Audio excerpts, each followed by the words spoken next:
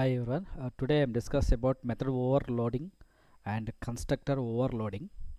So before go to those concepts, first you need to basic information understand about polymorphism.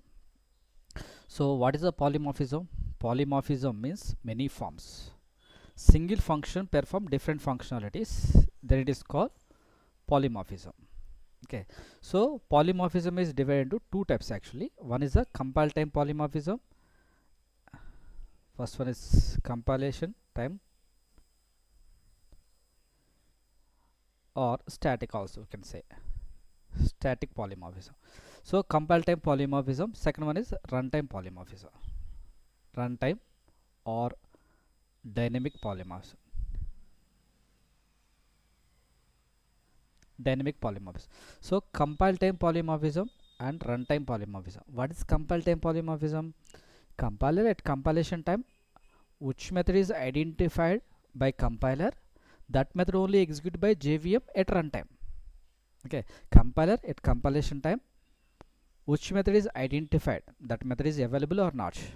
Which method is identified, that method only executed by JVM at runtime. That is called compile time polymorphism.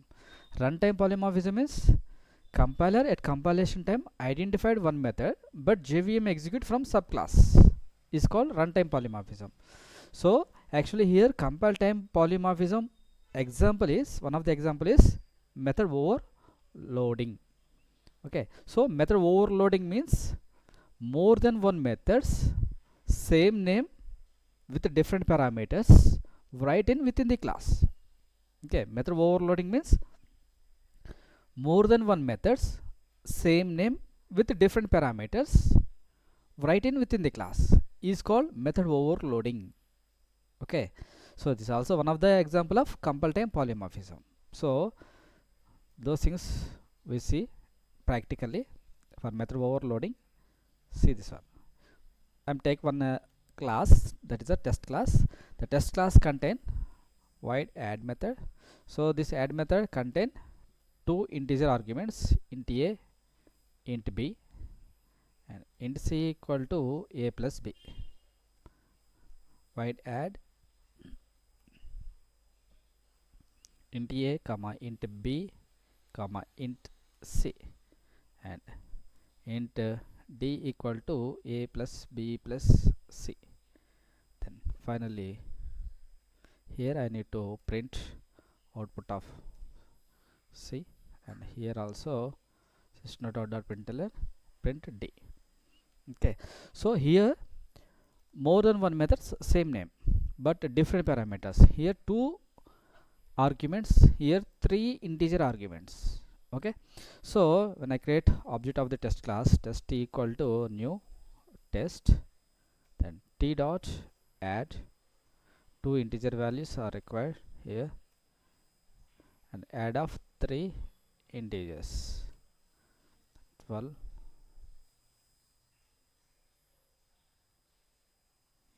12, 13, 14. So here what happened at the time of compilation, what happened, and runtime what happened here. See, at compilation time, first check this object. So this object is correct. Yes, test class object test t1 is equal to new test, syntactically correct. Next, t dot add of two integer values. Okay, this type of method is available, compiler will check. So two integer values, yes, it is available. Next, add of three integer values, yes, it is available. Three arguments, yes, it is available. Same as at runtime, JVM also execute these methods only. This method output only it will print. That's why it is called compile time polymorphism. Compiler at compilation time, which method is identified, that method only execute by JVM at runtime. That's why it is called compile time polymorphism. This is one of the example for method overloading. Okay, so can I define this is a static method? Can I define? No issue. Define. We can define. Okay. So this is a, actually this is a thing is the methods names and arguments. Okay, method names and arguments only we have to see. So method names and arguments. then we got the output. Okay, method names and arguments are different, same names, different arguments, then it is called method overloading.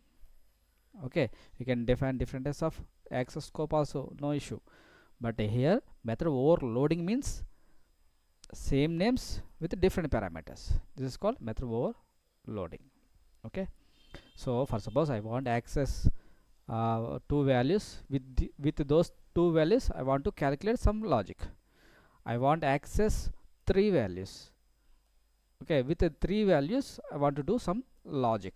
For that purpose we have to take this method overloading scenario. Okay, and next topic is similar topic, that is called constructor overloading. Same thing, constructor also more than one constructors with same name, different parameters. Okay, so constructor more than one constructors with different parameters is called constructor overloading, because of generally constructor names are matched with class name. Okay, so common names, constructors names are common names within the class. So why? Because constructor name must match with class name. There are some rules is there. So constructors name must match with the class name, then only that it as a constructor, otherwise it's a method. Okay, method names you can define any names, but constructor name must match with class name with capital letters also, starting with capital letters. And constructor does not contain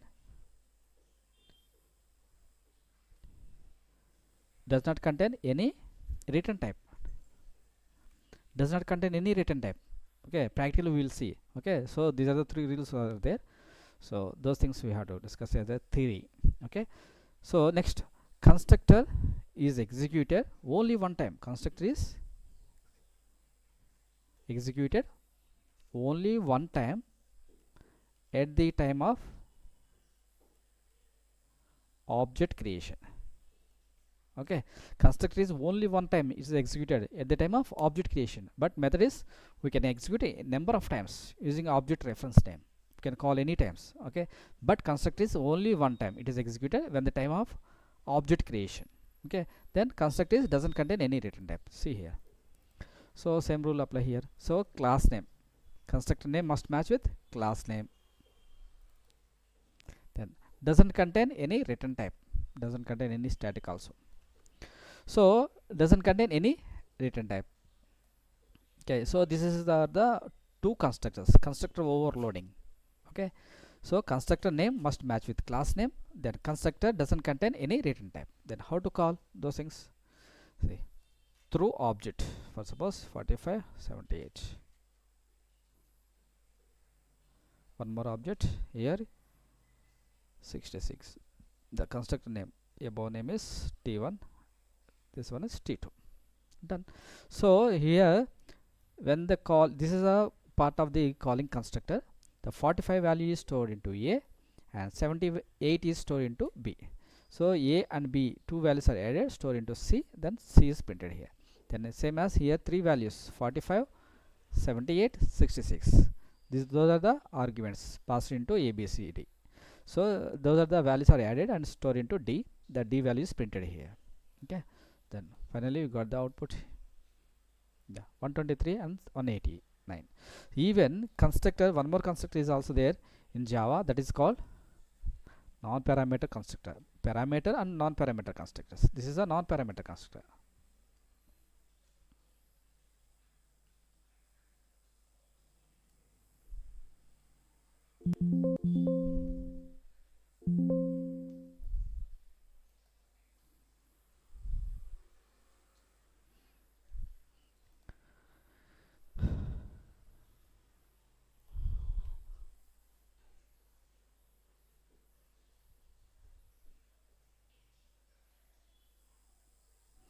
Okay, non-parameter constructor. So non-parameter constructor, how it will executed? Test t, here is t1 is equal to new test, like this, t2 t3.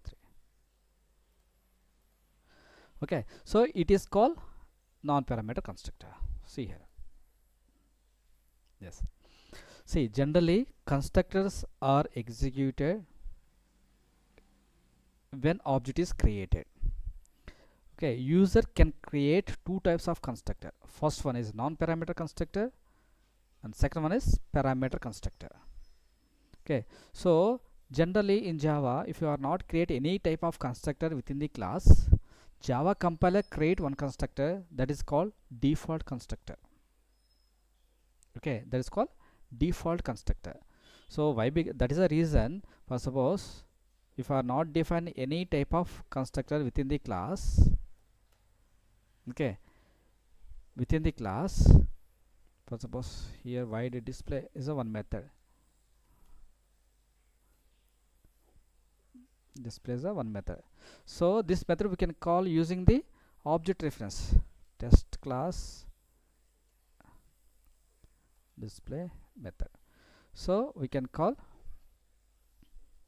that method using object reference, but I'm not create any type of constructor here. Why? Because if you are not create any type of constructor within the class, then Java compiler automatically it will create one default constructor. It is a look like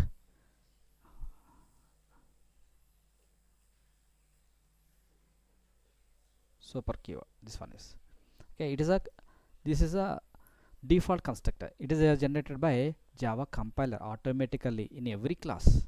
Okay, if you are not create any type of constructor within the class, then Java compiler create one constructor. The constructor name is called default constructor. Okay, so without constructor we can't build any type of object. Object is generated by through constructor only. Okay, so that is a different topic. Later we discuss those things, but here constructors are executed when object is created. Okay, if you create more than one constructors within the class, if you create more than one constructors within the class, then those scenarios is called constructor overloading. Okay, constructors are executed based on the object creation. Okay, the constructors rules already we discussed. This one is constructor name must match with class name, constructor doesn't contain any return type, and constructor is executed only one time at the time of object creation. Okay, so that is the main difference of the methods and the constructors. Method names we can define any name, no issue. Okay, but here method constructor name is must match with class name. Then next one is methods must contain return type, either integer or void, integer or string or float or void also. Okay, return type means we are define after before method like void, add, like this. Okay, so don't define any return type to constructor. And next one is methods are executed number of times, but constructor is executed only one time at the time of object creation. Okay, do you understand? Okay, thank you.